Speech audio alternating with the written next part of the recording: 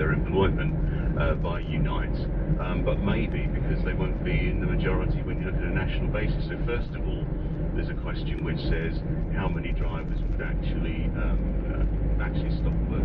That's a fair question. I think then the second thing is around the provision that we can appropriately make. So I think there's not a time to panic. I think you'll also find a patchwork across companies, because some companies may have ballots for action, others may not. So it's very difficult to call at this point in time. But I think, contrary to probably 2000, the government and the Ministry of Defence in particular have been particularly proactive in trying to help support in the event that there is any action. Does replacing staff with soldiers effectively, does that not undermine their right to strike? I don't think it undermines the right to strike. I think what we've got to balance is the fact that we have to supply fuel to must-need services, you know, the obvious things like the emergency services, hospitals and that sort of thing, and ideally the public. Let's be under no illusions.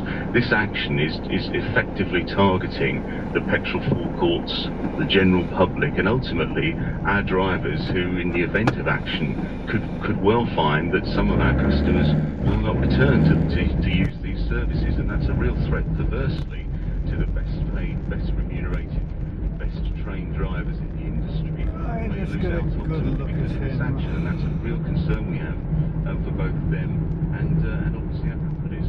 That was Chris Kingshot, the Managing Director of Wincanton's manufacturing arm. The FTSE today is up 9 points to 5863.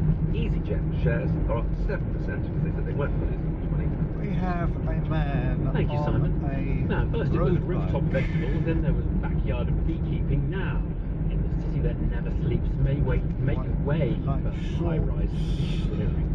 Aquaponics is the latest New York urban farming craze, and 20 years old. at the centre of it all.